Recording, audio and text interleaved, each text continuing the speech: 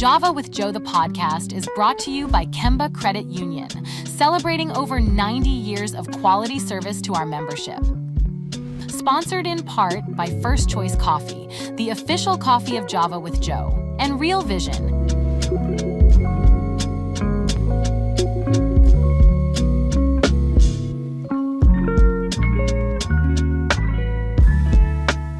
And now your host, President and Chief Executive Officer of the Westchester Liberty Chamber Alliance, Joe Hinson. Thank you, Sarah. We're with Bonnie Collins, President of the Live Like Maya Foundation. Welcome, Bonnie. Hi, thanks for having me. Thank you. So in 2005, you moved here to Mason from Atlanta. So are you originally from Atlanta? Give us some insight. Sure. No, actually, I was born and lived the first 10 years of my life in Connecticut. Okay. Actually, I was born in Rhode Island, but lived in Connecticut most of my early years. Moved to Maryland and lived in Maryland for a couple of years, and then we ended up in Knoxville. Was in Knoxville, went to University of Tennessee, go Vols, and then met my husband in Knoxville, and we ended up both being transferred to Atlanta. He was a product designer, and I was a graphic designer, and we actually ended up working for the same company, and they transferred us to Atlanta to start a satellite division for the company. So we lived there for 6 years before we moved to Cincinnati. He ended up getting a job at P&G. I see. So that's how we ended up here. So if I understood what you just said, that you both got transferred because you were both married and same company. Yeah, so it worked out perfect. Wow. Yeah, they kind of plucked a few young people. We were in our 20s, and they plucked a few young people to start this satellite, and so they picked my husband and I. Very nice. Very nice. So you've been a freelance graphic designer for over 20 years. Yep. Tell us about that. Yeah, so I worked at the company. It was Philips Consumer Electronics in Atlanta with my husband. And then we just decided to have children. We had some troubles, getting pregnant and all of that. So I ended up quitting and starting a freelance company. But interestingly, my neighbor in Atlanta was starting his own internet company. And this was back when internet was brand new. Sure. I was like 91, I think, around that time. And it was exploding. And so he brought me on board. And so I literally was working with my next door neighbor, designing websites. He was doing the development and I was doing the design. And fun fact, we actually designed Pink's first website, the rock star. Really? Oh my gosh. Star, singer, whatever. Oh, nice. Yeah, we were the first. We designed her first website. Very nice. Very nice. So, is your degree in graphic design? So I majored in advertising, and I'm so old that I'm going to age myself here. At University of Tennessee, they did not have a graphic design program. It was called Communication Arts. Okay. So I studied communication arts. But it wasn't fulfilling what I really wanted to do. And I didn't know anything about graphic design at the time because it was so new. And when I started dating my husband, he was actually going to DAP at University of Cincinnati. And he was in the design program. So I met some of his friends, and they had a graphic design program. And I really taught myself graphic design by sitting with his friends in the computer lab, watching them design. I bought myself a little Macintosh and all the software, and I taught myself. And so my first job really in graphic design was in Atlanta, and I was an apprentice almost. I sat with these amazing designers. It was awe-inspiring to be working with these incredible designers, and they taught me more. And I really just learned. I'm kind of self-taught. Yes, and then, like I said, I worked at Philips Consumer Electronics, and then we tried to have kids, and that's when I started my freelance business. So I was able to stay home and focus on having kids. Yeah, okay. Yeah. Very good. So in 2011, your daughter, Maya, at age 7, was diagnosed with an aggressive form of blood cancer, leukemia, and passed away in 2017. That basically your whole life changed when you found that out. So talk about that transition. Obviously, you were a stay-at-home mom, but obviously the focus in on what had transpired as a family and with Maya. Yeah. So, like I said, I was luckily stay at home, working from home, which was great because when she was diagnosed, we ended up at Cincinnati Children's, and we were there her first stint with cancer. She had leukemia, and she had to have a bone marrow transplant. So we were thrown right into Cincinnati Children's. They were told us we were going to be inpatient for months, and we ended up being inpatient for 8 months. And it was a blessing for me to be able to do my design work from the hospital. Sure. I could bring my laptop. Actually, the Leukemia and Lymphoma Society purchased a laptop for me, which was wonderful. So I was able to do my graphic design work in the hospital. Sure. So obviously this journey changed your life in a profound way. It did. Really made us understand the important things in life. We were busy people. My husband was busy with his work at P&G. I was running the kids around.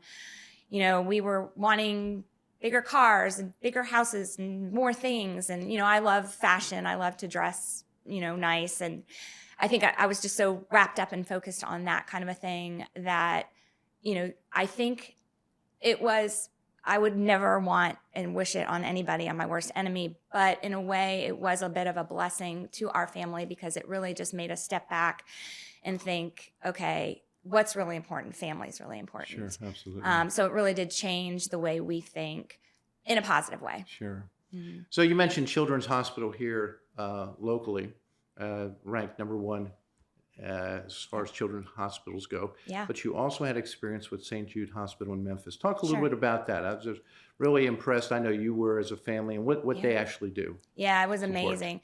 So Cincinnati Children's is wonderful. Don't get me wrong, they're amazing, but there is a cost. Maya had 2 bone marrow transplants at Children's. We received 2 bills in the mail for $1 million, and just opening a bill. I mean, we had good benefits. My husband worked for P&G, but we still had to pay $1,000 out of pocket for each transplant. And we really saw a lot of families struggling, losing their livelihoods, trying to keep their child alive and pay the bills. So when we ended up at St. Jude, she relapsed again. Cincinnati Children's pretty much told us, we'll probably do the same thing, another non-related bone marrow transplant. Her chances of a relapse are pretty high. You might want to seek other options. So we reached out to St. Jude. They flew us out there, for free. We met with the doctors. The doctors said we're going for a cure, and that's all we needed to hear. So Maya and I packed up our bags and moved into St. Jude. My husband stayed home. He was still working, and my older daughter was in high school and, still couldn't leave school, obviously. So Maya and I moved to St. Jude in Memphis, and we lived there for 1.5 years. She had a 3rd trial transplant. It was kind of a Hail Mary. And, unfortunately, she did pass away. But the experience that we had there was phenomenal. We never paid a bill. We never saw a bill.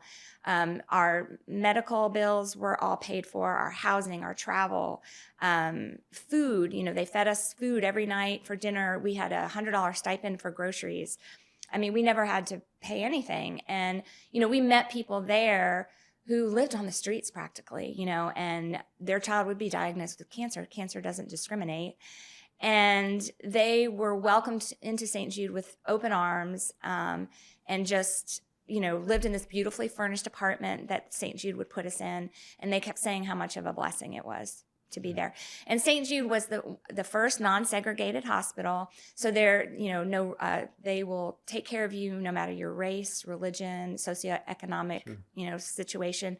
They welcome you in with open arms. It's an amazing hospital. Very good. Yeah. Yes. Yep. Well, thank you for sharing that with us. So in 2019, you founded the Live Like Maya Foundation. Talk about that, because we talked about the change in your life, but it was an opportunity to give back, and that's what you've been able to do. Yeah, well, so the community, when Maya was diagnosed with cancer, we live in Mason, and they just rallied around our family. Maya's favorite color was blue. As you can see, I'm wearing blue. The whole town turned blue ribbons. It was homecoming when she passed away in October. They had blue ribbons on the cheerleader shoes. The football players had blue helmets. It was blue fireworks at the homecoming game. They even had, Maya's name on the cars in the parade. It was just amazing. And so we really wanted to pay it forward. The community just did so much for us. We wanted to give back. And I wanted to bring a little bit of St. Jude to Cincinnati. I wanted to be able to support families going through this at Children's, be able to help pay their medical bills and get them through that tough time. So we talked about it. We had friends and family who said, we'll help you with this nonprofit. And at first I was like, oh gosh, it seems so daunting. But with the support and love of our friends and family, we started the Live Like Maya Foundation. And that is kind of our main mission. We support families financially. We also support research, because if we could fund cures, we wouldn't have to do what we're doing. And we do lots of things throughout the community. We have Maya kindness cards. We love to spread kindness and help the school systems and the teachers, and we do provide scholarships as well to students. Absolutely. Yeah. Well, and one of the things that you touched base on, and you talked about bills coming, was the providing financial assistance to families, how important that is. Yeah, yeah. And also, obviously, a big thing is it continuing Maya's legacy. Exactly. And I always tell people Maya's loved to do random acts of kindness on her worst days. She would hide toys throughout the hospital for the kids to find. It brought her so much joy to see them, finding toys.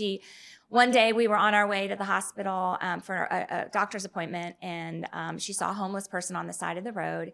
And she said, Mom, I want to feed this person. And there was a Burger King right down the street. So we pulled in, we got a meal, drove back, rolled down the window, and she was bald. This was at St. Jude, and she stuck her head out the window, and the homeless man looked at her and he said, oh my gosh, I will pray for you. And she said, I will pray for you too, and handed him the meal. I mean, that was the kind of kid that Maya was. And so spreading her legacy of kindness, and that's just a wonderful way for us to keep her memory alive. And it's kind of a Band-Aid for our soul, just to know that we can do good, take such a horrible thing and her life and just make it a positive thing. Absolutely. Yeah. So what are some of the organizations your foundation supports? We support Cincinnati Children's. They have a new advanced leukemia therapies and research center. They actually have Maya's cells that they study that are down in that center at Cincinnati Children's downstairs in these big vats. And so we have committed to raising $200,000 for that center in the next 5 years. They are researching some really hard to treat cancers like Maya's and doing some amazing work. Dr. Starchinowski is the doctor there. He's amazing. And then we also support St. Jude, because we will always pay it forward to St. Jude for taking such good care of us. We support Leukemia and Lymphoma Society. They did tons for us as well. And we do different research initiatives. We supported a doctor at Fred Hutch in Seattle. He was doing some incredible work with leukemia. But not only leukemia, we support brain tumor, brain cancer, all different types of neuroblastoma and different types of cancers as well. So this is all part of the Pay It Forward movement you have? Correct. Yes. Just paying it forward, doing good, anything we can do to, help someone, bring a smile to someone's face, alleviate a burden for someone. That's what we do. So since 2019, the foundation has raised over $1 million. Yeah, we hit the $1 million mark last year. Super exciting. Thank you very much. Yeah. And we have lots of fundraisers throughout the year. I have to throw in a plug. I'm not sure when this will air, so it may be too late, but April 19, we have a bingo event. And most of our events they're fun, obviously, but we try to come up with different ideas. So this bingo event, we're going to have Elvis. It's going to be Vegas themed. We're going to have designer purses, bourbon, our prizes, and big baskets of beer from our brewery, which we can talk about that later. But we do try to incorporate just different things that, there's a lot of galas out there and a lot of things. We try to come up with different ideas. So besides the events you got coming up in April, what else do you have planned for this year? We have a golf tournament, our annual golf tournament in September. It's September 14. It's at Beckett Ridge Golf Course. And then after party is at Third Eye Brewing, which is a brewery that we own. And it's a lot of fun. We have a live band, and we feed dinner and lunch. And this year we're actually going to have breakfast too. So full day. And then we also do a prom for critically ill kids. So this year will be our second year. Last year was amazing. We rolled out the red carpet for these kids. And it's really for kids who may not, make it to prom, or kids who maybe couldn't go to prom, older kids who couldn't go to prom because of their diseases or treatments. So we want to offer this opportunity not only for the kids, but for the families to be able to see their child dressed up and go to prom and get crowned, be crowned king and queen of prom and that kind of thing. Very nice. One of the things you said early on was basically kind of self-taught, which obviously as an entrepreneur says a lot. So as we talked about, a freelance graphic designer, the owner of Bonnie Collins Design. Tell us about what Bonnie Collins Design is doing today. So Bonnie Collins Design is mostly working for my husband's brewery. So my husband, when Maya was in treatment, his therapy was brewing beer down in the basement. And I always said, you need to get that out of our house. Things would explode. And it was, it made me nervous having a brewery down in our basement. So anywho, he ended up, after Maya passed away, he said, life is short. I've always wanted to do this. And I kind of hemmed and hawed, and I said, okay, fine. So we partnered up with some other guys and opened Third Eye Brewing in Sharonville. It has been amazing, a huge success. We've got an incredible brewer who wins all kinds of awards. He's just phenomenal. So that said, Bonnie Collins Design kind of pivoted a little bit, started doing more work for the brewery, marketing, social media, graphic design. And so today I still do work for other customers, but I'm not marketing myself as much because my plate has been pretty full doing brewery work. So some of your philosophies. Tell us about how you bring brands to life as an example. Well, gosh, we are using, I think it's just our talent, and our brand for Third Eye has got kind of a hippie, groovy theme. And I think we've been very successful. My husband, he's a designer as well. So the two of us work together. And he does a lot of the beer label designs, and they're just perfect for our brand. Very hippie, tie-dye looking. And it's worked out for me as well because I've been able to tie in with that design-wise. And we've really brought that, the brand of Third Eye being kind of a groovy, new age feel. I think we've really done a really good job of bringing that to life. Very good. Yeah. So you're also the event director and social media manager, obviously there. So event-wise, social media, we talked about obviously the importance of web. I think you mentioned the Third Eye Brewing is Sharonville. Do you have another location you've opened to? Yep, we opened 2 years ago. We opened one in Hamilton as well. Okay. Yeah. And so how's that been going? Yeah, it's good. That was an old Pepsi bottling plant that they were actually going to tear down, and we saved it, and we were able to renovate it. And it looks like an airplane hangar. It's really cool. It's huge, but it's definitely a different. It's still got the hippie vibe of Sharonville, but it's still different because it's bigger and more open. Sharonville is the OG. It's a little bit smaller, more intimate. And we have a little bit of a different menu at both of them. So it's fun. It's fun to go to each one because you're not going to see the same thing at each location. It's definitely a different vibe at each one. So looking back on your career, you started obviously as an entrepreneur, going down a path, started a foundation. Mm-hmm. You've pivoted, still with the foundation, but also pivoted to the business side of things. Yeah. You've worked with your husband on the corporate side. Now you're working with him as an entrepreneur. Yeah. So as people are watching this and looking at it, because there's an aspect probably they could pick up of, I'd like to do this, I'd like to transition here, I like to work with a spouse. Give some advice to people that would see this and are interested in one of those, and what would you recommend for them? Gosh, it all has worked out for Tom and I. I think being open, I think the two of us working together, we're good about bouncing ideas off of each other.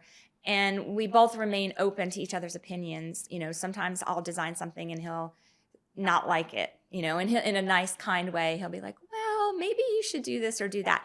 And for me, I just have to not take offense to it, but I don't, because I respect him and I do respect his design mind. So when he does kind of art direct me sometimes, I appreciate his input because I do respect. And I think respect is a huge, working with your spouse, I think you really have to have a respect for each other and their work. I think I think respect is probably the biggest word when you're working with your spouse. Sure, and absolutely. It's worked out really well for us. Absolutely. Yeah. As you think about your foundation, because obviously you've had success in business, your husband's had success in business, you work together on this foundation, but there has to be a business mind of keeping the foundation going. Right. And talk a little bit about that, because a lot of times people don't recognize the importance of the business foundation for having a successful foundation. Yeah, well, they say year 4 in a foundation is the hardest, and we definitely felt it. That was last year for us. We're year 5 now. people move on. I hate to say it, and it makes me sad because of my daughter. I don't want her to be forgotten. But, there's so many other amazing, worthy causes out there. I think people, they move on, they have other things happen in their lives that they want to support. So keeping that momentum is hard. And I always tell people, if you want to start a nonprofit, just beware. It is a lot of work, and it's constant. You can't sit back and let things go. You have to keep it fresh in people's minds, the cause fresh in people's minds. So it's definitely not an easy feat doing a nonprofit. It's rewarding, especially when it's successful. But there's been a lot of nonprofits that have folded at year 4. So it's hard to keep it going. And same with the business. The brewery industry is down 10%. Every year, people are switching over to other products. They don't want to drink alcohol as much. So it's been constant events, bringing people in and creating new and interesting beers to bring people in and updating our menus. It's just constant work. Absolutely. And you have to be dedicated. Absolutely. Yeah. Well, one of the things that we see as we listen to what you've talked about was the importance of being able to connect both the foundation to the business. Yes. And the business to the foundation. Yeah. So basically, both kind of support one another. Correct. And I think that we have lots of fundraisers at Third Eye. The golf tournament, our bingo night's going to be there. We also have a beer. It's called Higher Purpose that we developed. I think it was when we first opened, probably in 21. And it is a milk shake stout, but 10% of sales of Higher Purpose go to our foundation all year long. So it's been wonderful to have the brewery as a venue and a revenue source for the foundation. Absolutely. As well. Yeah. So people watching this say, boy, I'd love to get connected to Live Like Maya Foundation. How would they go about doing so? Probably the best way would be Live Like Maya, maya.org is our website.